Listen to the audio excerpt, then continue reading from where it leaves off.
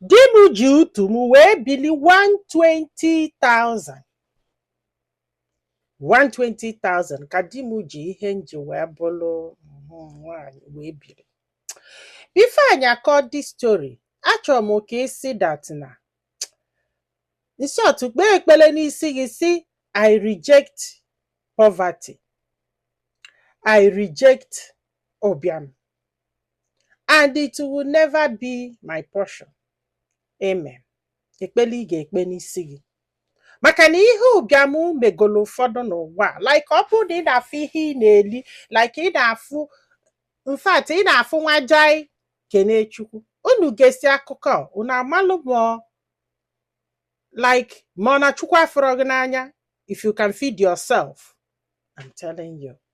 This lady said na die. In fact, ka ibidogodu na fato na Lagos, na amụrụfa na Lagos, feto na Lagos, na fa na-anatakwa ụlọ Christmas na ụlọ ife ndị ọzọ ịghọtago kịta, but basically na fato na Lagos. So even na onye na-anụ ya tokwu na Lagos, and because of that, na o nwesịrị enyi ndị ofe ihe anụ anya na fa na-abọ na-akwụ. So fa wee nụba di na nwunye. Ọ sị m nne, nia nwekwara ife a na-eme o na-akpachata obere ego, then die na-eme biznes na-akpachatakwu ego. Ọ sị m mana die bụ mmadụ enwere ike ịgwa gị mgbe o nwere nsogbu, like o belivuru na nwaanyị nwere much to contribute when it comes to anything gbasara ego. Apịghọtago, like na nwere much as long as no nwaanyị aka able to discuss matters of money and other things that are necessary with you as a woman. So na-etu life ya si wee do etu ihe o believe. Ọ sị m ọnọgide nwee nsogbu n'afọ ya, ịgbagolu ya na-ajụkwa ya bọsị ọ ga-aza na bọsị ọmanza, because ọ dịrọ necessary ịgwa nyanwa na o fili na o nwere ife nya nwere ike contribute. Nya agbani ya nkịta ọ na-akwụgharị, o wee jewe bile ego. Ọ sị m na ọkwa 120,000 ka di ebielu not nyanwa. So ọkwana ya ka o bisele ego afọ ịghọta tinye na biznes ya, maka na ya nwa na-ekwu that na ego afọ pelu mpedo ihe ọ na-eme bụ mgbe ụfọdụ jee ebe a na-etufusi ife mebiri emebi, obute ọ na-ele ịmagodo ụdị ife afọ. Ọ sị m na ọ na-agbakwa ọsọ afịa, nwekwe shop ebe ọ na-anọ like provision store. O nwere ike bọsị ụfọdụ ọ bụ ime afịa gote 1 or 2, ọ batakwa ole ịghọta ụdị ife afọ nọ ife die na-eme. In fact, na o nwere ife nya ga-asị na ọnya nwa bụ ife ọ na-eme a ga-akpọ nọ nne nke ọ nọ sọsọ na ya nọ ọfụ nke ome mana o nwekwe stọọ. Ọ sị m ọkwa na ife a na-aga. So wee bili this morning na ya marọkwa na ọ gwarakwa ya after 6 months o biela ego na ya gbala na die na struggle, mana ya mara ife ọ because na ọ ma ngwa ya na elulu ogo onye a na-agwa ife ọbụla gbasara ego, because na nwaanyị aka ya bụ ya n'ọnụ na the small world ya nọ n'onwe, mana ya fụ na ọ dịrọ happy. Anọgide one day die wee kpọọ ya wee sị ya ma ọ maalụ daga anyị bịalụnụ mgbe famụlụ the second child wetasi elufa nke a wetelufa nke anụnwa. Ya sị ya kedu ọ dịkwa na mma? Ọ sị yes. Ọ sị ya na ya chọkwana ka ya na ya na-abụ nọ. Ya sị ya kedu ife ime na ịba ya na ya na-abụ nọ nke ụmụ na ya na-abụ ịnọ. Ọ sị ya na ya chọrọ ka fa nọ nwaanyị ka ọ bụ na o kwesịrị ịghọta na the man nọ like ya too much, na oge ọbụla ọ na-edisturb ya na-asị ya ka ya na-abụ nọ. Asị ya chekwelo na ọ laikele nyanwa. Ọ sị na-asị gị ka ya na ya na-abụ nọ, kedu ụdị ọnụnọ ime inele like ịbịa be m n'ọlụ ka what ọ ije bie n'ọlụ. Ọ sị ya mba ahapụsịa ihe anwụ ọ na-achọ ikwu kịta anyị agba n'okwu okilikili na ọ ma ife nwoke na nwaanyị na-eme. Ya sị ya kedu ife ibi na ịba ife nwoke na nwaanyị na-eme, so ịchọ ka mụ na ya na-abọralụ. Ọ sị ya sị ya chekwelo ịchọ ka m bulu utu m bujelu this man. Ọ sị ya ya sị ya ka maka ihe ọ sị na ọ ma nghọta. Ya sị ya as long as no arụ m ka ị chọrọ m meji wee mee that thing na mma aghọta, because na ọ bụrụ na ị gwọrọ m ife na m ama nghọta ife then na arụ m adịrọ mgbe iji wee mee ife afọ. Ọ sị anyị arapụ ife ahụ na ya na-agwakwa ya eziokwu na dịma na-ala ikike amaọma ife dịmanụ megorie na dịma na-afụ ka ya n'anya na ya nwere ike inye dịmanụ ndụ ya, osikwa nke ọ pụọ nke a mana ọ chọrọ ndụ ya nna anyị bie n'ife ọ chọọ bụ nyanwa maka na ya si ya gị welu ndụ gị ka inye makwa ma ya na ya na-aba ịlalụ na nke a ama mme ọ sị na ọ chọrọ ndụ ya na doliti na ọ chọọ bụ nyanwa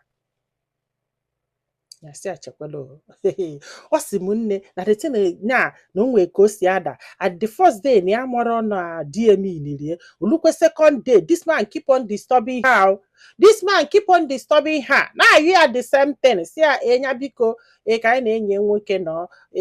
na-enye nwoke na nwe emegokweli ife na onwe mgbe o save life ya if not for enyi nwoke na ọma mma itie wee nụbịa na-akọgheri ka onye isi adọrọ mma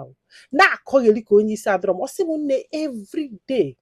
this man ebidokwa ya sie n'ime erine ihe ma ọ gba felele ihe ma ọ sị anya ma ihe agwara ya ma erie ofu ihe enye agwara ya na ụmụ nwaanyị ibie na-amapụ na-eme na ya ma na ọda amapụ na-eme mana ya John ya wee na-arị ya ihe melu nwoke o wee yọọ gosi gị were ihe a nye nwoke ọzọ ịmara na ife afọ do between ndụ ya na ọnwụ ya ya wee sị ya na ya ma mme o na ya ma mme ọsọkwa ya ja bụrụ etiti ọnwụ na ndụ na ya ma mme ya na ya na-abụ were ya na-afịọcha ọ na-edistọb ya na-epreshọraiz ya na-epushie ka mee ya ajụ si na ya ma mme ọ sị m nna etu ka a sị wee nọ one day di ekpọlụ dị man bata na egwure this man anya like anya na egwure enye anya like anya di esi ya nọ ife afọ ya bịazịrị ka eme ka ọ bịa ka eme ọ sị m mamala na di hapụrụ fa na abụ ụlọ ọ sị m mamala na dị man dori ebe a n'ime ụlọ ọ sị m mamalụ nọ n'enu bedi ya na di o ka fa na abụọ selu ibongi ọ sị m ka a na-esezi ibongi ya wee jụba dị man si ya kedu ife megide enu gị na di m ji wee kpaa ụdị ihe anụnwa ka ilie m ibongi dị man wee si ya na o nwere ego ya nyelu die ịghọtara na ọ sị na